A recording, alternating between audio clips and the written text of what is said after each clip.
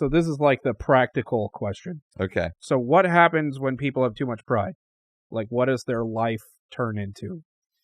Okay. Like, where does that go? Right. So remember, If that's their sin. if that's They're like, I am a pride.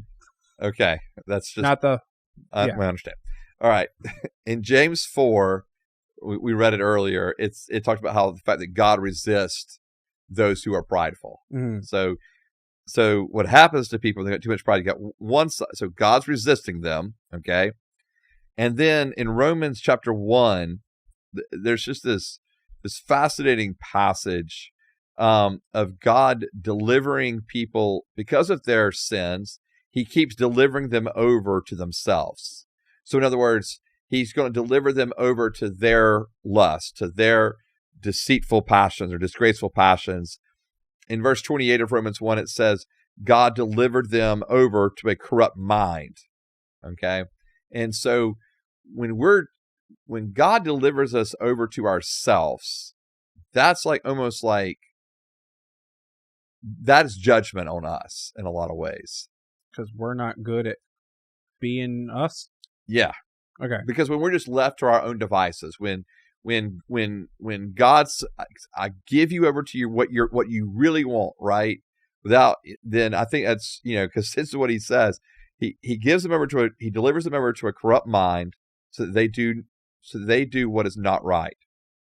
They're filled with all unrighteousness, evil, greed, and wickedness.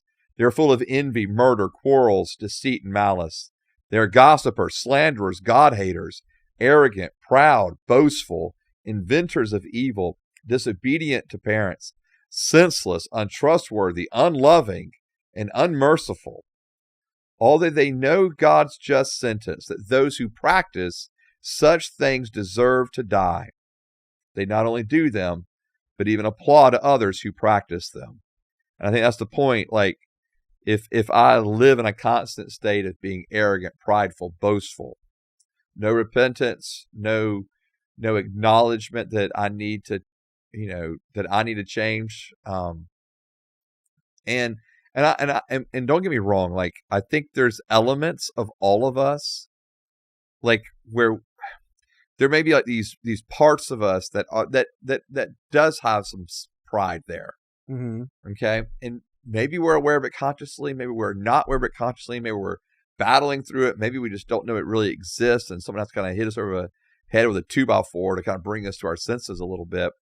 But the fact that if we stay in those places, it says that those who practice such things, so arrogance, pride, being boastful, deserve to die. And I think that's kind of where it leads us to. Okay. So if God is resisting us, right, then it's obviously not going well. If we're turned over to ourselves, we stay in these places of pride and arrogance and being boastful, being conceited, then our path really is death, or as the Proverbs 16 says, that pride leads or comes before destruction, mm-hmm. and that what we will reap really is destruction. And I think often we see this in destruction of relationships around us. I think that's probably the most tangible part. Like, on a temporal level, on a tangible mm-hmm. nature, I think what pride ultimately does is it causes this massive destruction of relationships.